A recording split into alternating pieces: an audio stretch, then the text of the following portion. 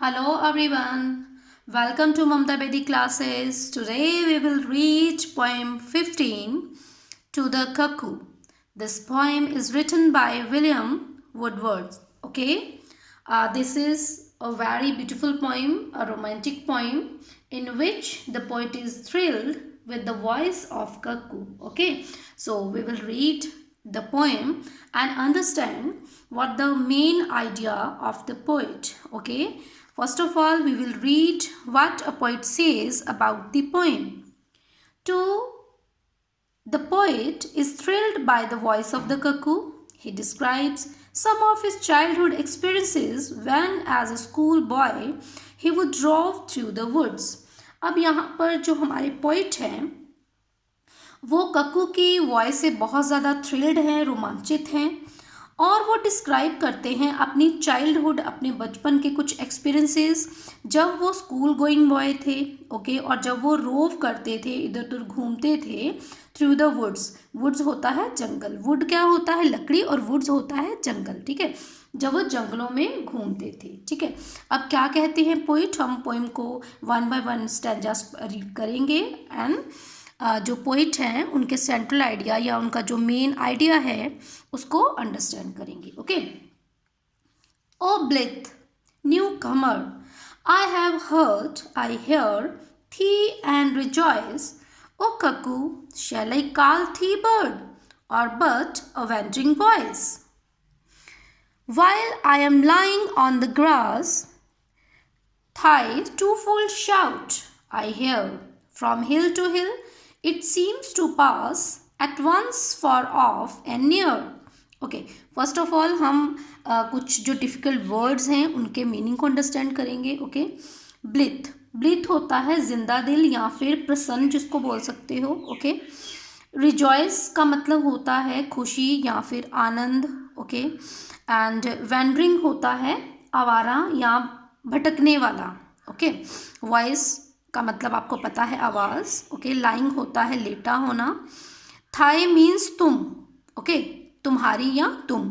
To fold यहाँ पे एक वर्ड है टू फोल्ड। टू फोल्ड होता है दुगना या फिर दोहरा।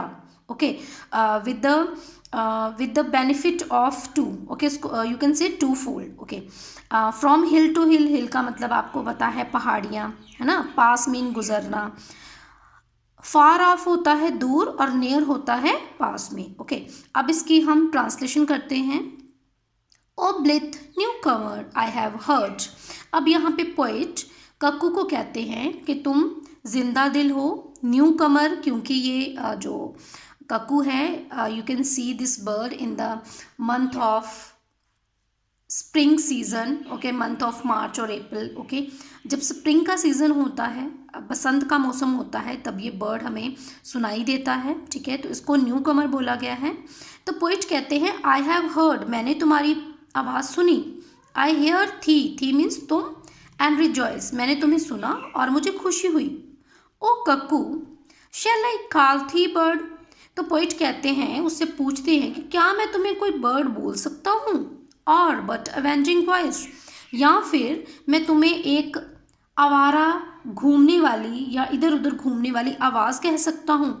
यहाँ पे पोइट कहना चाहते हैं कि तुम हो तो एक bird but I didn't see you, मैंने कभी तुम्हें देखा नहीं है। So can I call you a wandering voice, क्या तुम्हें मैं इधर उधर गूंजने वाली वेंडरिंग वॉइस कह सकता हूँ। In second stanza poet is saying while I am lying on the grass.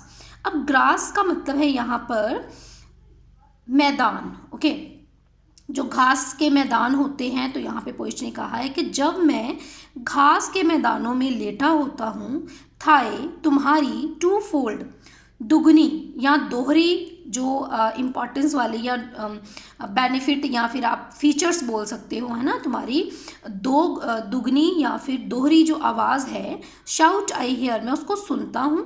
From hill to हिल, एक पहाड़ी से दूसरी पहाड़ी। इट सीम्स टू पास, ऐसे लगता है कि ये गूंज रही है, जा रही है एक पहाड़ी से लेकर दूसरी पहाड़ी तक। At once far off and near, कभी ऐसे लगता है कि तुम्हारी आवाज़ बिल्कुल दूर है और कभी ऐसे लगता है बिल्कुल पास में है। Okay. Okay, in third stanza poet is saying thou babbling only to the vale of sunshine and of flowers, thou bringest unto me a tale of visionary hours.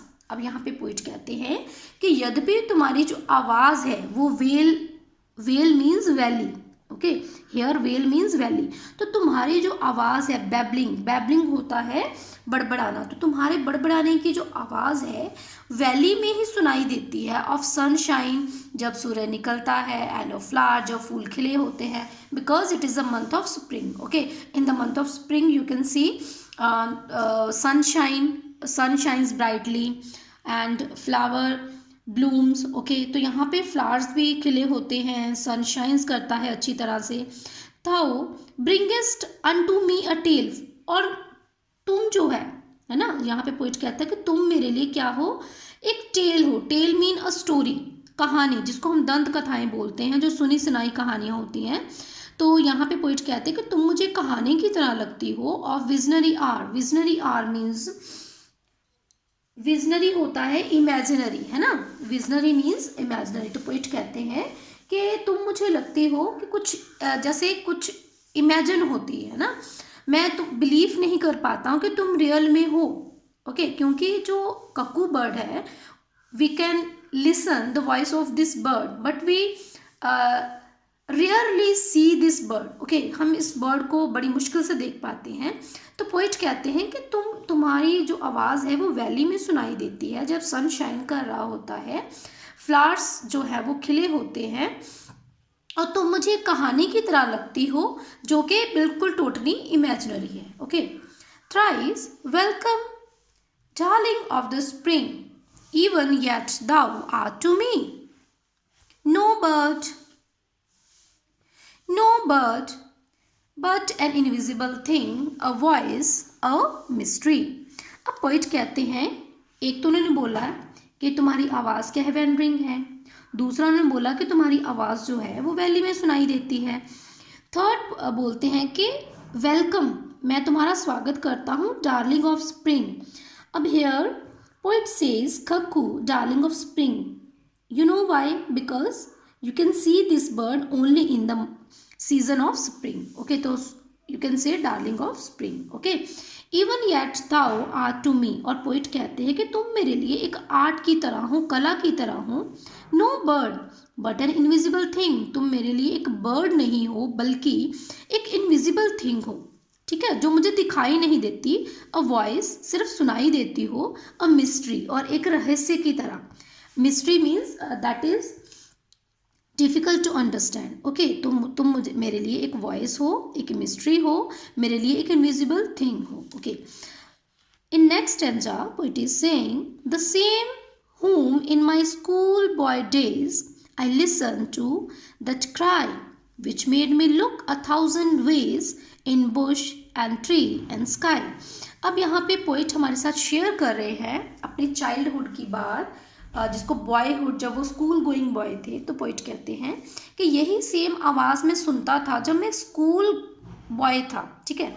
तो मैंने तुम्हारी आवाज़ बहुत बार सुनी, which made me look 1,000 ways, तो जब मैं तुम्हारी आवाज़ सुनता था तो मैं इधर उधर हज़ारों बार देखता, कभी बुशेस में, कभी ट्री में, कभी स्काई में। टू सीक थी डिड आई ऑफन रोव, तो मैं तुम्हें ढूंढता था अक्सर, और रोव मीन्स होता है घूमना, तो मैं घूमता था। To woods and on green, woods होते हैं जंगल, कभी मैं तुम्हें जंगलों में ढूंढता, कभी मैं तुम्हें मैदानों में ढूंढता। And thou wert still a hope, a love still longed for never seen. और पोइट कहते हैं कि तुम मेरे लिए एक सिर्फ उम्मीद होती थी, ठीक है, एक प्यार था, एक होप थी, ठीक है, और मेरे लिए एक आज भी क्या है, लॉन्ग्ड फॉर, कि मेरी बहुत ज़्यादा इच्छा है तुम्हें देखने की, बट मैं तुम्हें देख नहीं पाया, okay. In next stanza poet is saying and I can listen to thee yet, can lie upon the plains and listen till I do beget that golden time again. अब पोइट कहते हैं कि आज भी मैं तुम्हारी आवाज़ को सुन सकता हूँ जब मैं लेटा होता हूँ मैदानों में, ठीक है, till I do beget, और मैं बिगेट करता हूँ, पछताता हूँ उन दिनों को याद करके, okay. That golden time again, कि वो जो गोल्डन टाइम है, क्या मैं उसे दोबारा से वापस ला सकता हूँ? नहीं, उस जो टाइम मेरा निकल चुका है उसको मैं वापस नहीं ला सकता, तो उस टाइम को मैं रिमेंबर करता हूँ, याद करता हूँ। अब पोइट कहते हैं in last stanza, a blessed bird the earth we pace again appears to be an unsubstantial fairy place that is fit home for thee। अब पोइट यहाँ पे क्या कहते हैं कि ओ ब्लेस्ड बर्ड, उस बर्ड को, कक्कू को ब्लेस्ड बर्ड बोला है, तो कहते हैं कि द अर्थ वी पेस, उस अर्थ पर जहाँ हम रहते हैं, okay, again appears to be, तो ऐसा हो जाएगा, एन अनसब्सटेंशियल हो जाएगा, फेयरी प्लेस, और फेयरी प्लेस होता है जैसे परीलोक, ठीक है, fairy place mean where fairy lives, तो यहाँ पे परियां रहती हैं, तो एक परीलोक की तरह ये सब लगेगा, that is fit home for थी, और तुम्हारे लिए वही जो स्थान है वो सबसे उत्तम है। इट मीन्स कि जो कक्कू है रहती तो अर्थ के ऊपर है, लेकिन वो आज भी हमारे लिए ऐसे है जैसे कि वो फेयरी प्लेस में रहती है, किसी परिलोक में, जिसकी कहानियाँ तो हमने सुनी हैं लेकिन उसको हमने देखा नहीं है। ओके, तो this is the explanation of the poem The Cuckoo, okay, and this poem has been written by a romantic English poet William Wordsworth, okay, and our poet is a lover of nature and was often wandering through the woods,